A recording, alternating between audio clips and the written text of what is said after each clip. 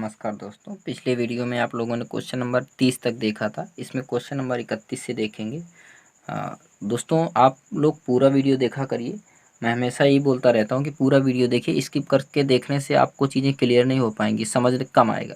तो पूरा वीडियो देखिए, एक से एक अच्छी से अच्छी ट्रिकें आपको देते रहेंगे, लेकिन टॉपिक वाइज पूरा वीडियो देखिए। आप बीच से कोई भी क्वेश्चन देख लेंगे, एक क्वेश्चन देख लेंगे और कहेंगे अच्छा नहीं, तो ऐसे डिसीजन नहीं होता। कोई भी चीज़ थोड़ी सी चख लेने से वो चीज़ का स्वाद पता नहीं चल जाता कि कैसी है चीज़। उसको पूरा देखना पड़ता है। तो पूरा सारे वीडियो देखिए, फिर समझ नहीं आता, कोई दिक्कत है तो बताइए हमसे। निसंकोच आपकी सारी समस्याओं का समाधान किया जाएगा। चलिए क्वेश्चन देखते हैं। 31 नंबर क्या दे रखा है। लिखा है अंडे के मूल्य में 20% की वृद्धि होने से कोई व्यक्ति 145 रुपये में 2 दर्जन अंडा कम खरीदता है। इसका बढ़ा हुआ मूल्य, अब क्या कह रहा है, बढ़ा हुआ मूल्य 2 दर्जन अंडे कम खरीद पा रहा है ना, कम खरीद पा रहा है कितने रुपए में, 145 रुपये में। यही तो बोला है ना, 145 रुपये में। और आपको एक चीज़ पता है कि लाभ हानि जो होता है वो किस में होता है, वो पैसों में होता है। तो आप कह रहा है इसका बढ़ा हुआ मूल्य आएगा, तो बढ़ा हुआ हो या घटा हुआ मूल्य हो, ये अगर किलो में होता है तो प्रति किलोग्राम में, मतलब कई रुपए प्रति किलोग्राम है, मतलब 1 किलो का रेट आता कि नहीं आता यहाँ पर। और यहाँ दर्जन में, जिसका मतलब 1 दर्जन का रेट आएगा। तो 1 दर्जन का रेट कैसे निकालेंगे, 2 का अगर भाग करवा दें तो 1 दर्जन का रेट जो होगा वो 145 बटे 2 रुपये होगा कि नहीं होगा। और आपकी वृद्धि कितनी हुई है, 20%। तो 20%, और हमेशा हानि लाभ वस्तुओं में नहीं होता, पैसों में होता। तो पैसे इधर लिखें तो 20% बढ़ा दो, 20/100, कोई दिक्कत नहीं है। अगर बढ़ा देंगे तो इसका मतलब कितना हो जाएगा, ये आपका होगा, इसको 20×5 = 5 से काटेंगे। अरे 5 दूनी 10, सीधे कर लो। 145 ऊपर लिखा है बटे 5 दूनी 10, ये जीरो हटाएंगे तो ऊपर दशमलव लग जाएगा, 14.5 रुपये पर दर्जन आ जाएगा। यही आपका आंसर है। ठीक, नेक्स्ट क्वेश्चन देख लेते हैं। 32 नंबर। 32 नंबर आपका क्या लिखा गया है। लिखा गया है एक चुनाव में 2 उम्मीदवार थे, जिसमें से जीतने वाला उम्मीदवार 54% मत प्राप्त किया। जीतने वाला उम्मीदवार ने कितने मत प्राप्त किए, 54% मत प्राप्त किया, और वह 640 मतों से जीत गया। 54% मत प्राप्त किया। 100% अपने आप में कोई भी वोटिंग हो 100% होती। 100% में 54 प्राप्त किया है, कितने प्राप्त नहीं किया, 46%। 2 उम्मीदवार थे, एक ने 54 प्राप्त किया, तो जो शेष बचे वो दूसरा प्राप्त करेगा, 46 प्राप्त किया। इसका मतलब, और ये जीता, जो पहला था वो जीता है। इसका मतलब इससे ये कितना ज़्यादा पाया, जरा देख के बताएं। 46 था, 46 से कितना ये ज़्यादा पाया है, 46 से ये आपका 8 ज़्यादा पाया है। हमारे अनुसार 8% अधिक पाया है। सवाल के अनुसार कितने कितने मतों से जीता है, सवाल के अनुसार कितने मत हैं, 640 मत। तो काटें 88 64, 1% की वैल्यू कितनी आ गई, 80।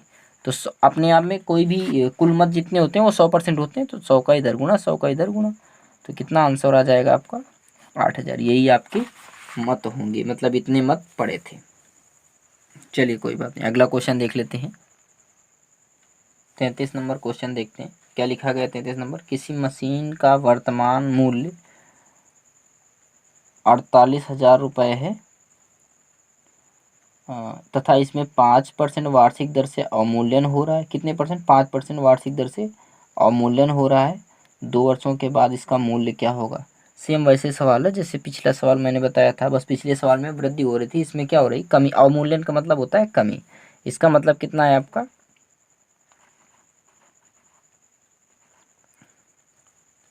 48,000 रुपये मूल्य है। 5% की वार्षिक दर से कमी हो रही, 2 वर्षों के बाद पूछ रहा है, अवमूल्यन माने कमी। तो 5% कमी होगी तो बचेगा कितना, 95/100। यहाँ भी 55, 2 वर्ष की बात करें, इस बार दो बार लिखेंगे। और आपको काट देना है, 5 से काटें, 19×95, यहाँ काटेंगे तो 20×5 = 100। 19×95, 20×5 = 100। 2 जीरो से ये 2 जीरो कट जाएंगे, और 2 दूनी 4, 4 से काटेंगे 4 1 के 4, और 4 दूनी 8, 12 चौक 48 होता है। इसका मतलब ये आया 120 मल्टीप्लाई 19 शून्य शाम 361,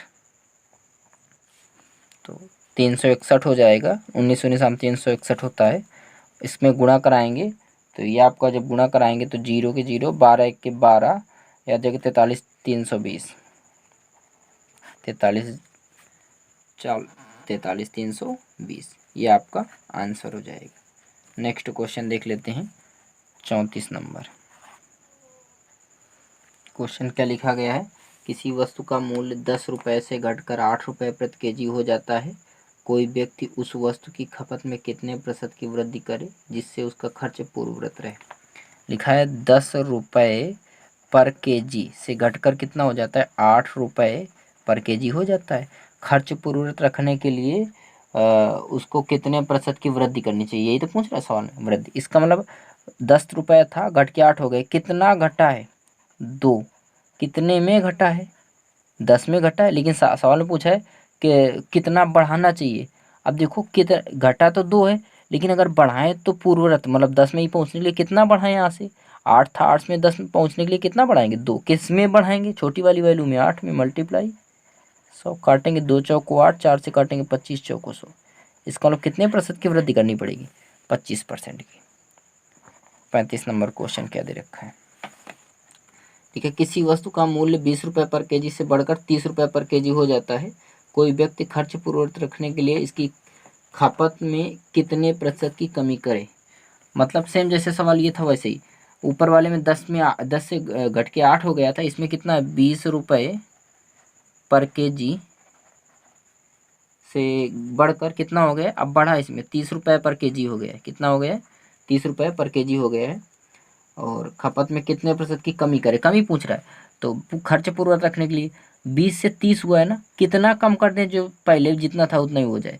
20 से 30 हो गया तो 10 घटा दें, 10 घटाएंगे, और घटाएंगे किस में, बड़ी वाली वैल्यू में, क्योंकि कमी की पूछ रहा है सवाल में। 30 मल्टीप्लाई 100, 0 से 0 कटेगा तो ये कितना हो जाएगा, 100/3, 3 का भाग कराएंगे, 33 3 का 99, ऊपर 1 नीचे 3, 33 से 1/3%, यही आपका आंसर हो जाएगा। अगला क्वेश्चन देखते हैं 36 नंबर, क्या लिखा गया है, यदि ए की आय बी की आय से 25% अधिक है, मतलब ए बी 2 लेटर हैं, कह रहा है ए की आय बी की आय से 25% अधिक है, मतलब ए की आय अगर ए की आय बी की आय से 25% अधिक है तो बी की आय ए की आय से कितने प्रतिशत कम है। कह रहा है कि ए की आय बी की आय से 25% अधिक है, बी की आय से ए की अधिक है ना, तो इसकी अगर बी की 100 मान ले तो ये 25 अधिक है, कितनी हो जाएगी, 125। अब सवाल में पूछा है बी की आय ए की आय से कितने प्रतिशत कम है। बी की आय ए से कै परसेंट कम है, ये पूछ रहे कितने प्रतिशत कम। इसका मतलब ऐसे हमारे अनुसार देखें कितने कम दिखाई दे रही है, 125, ये 100 है, इसका मतलब 25 कम है।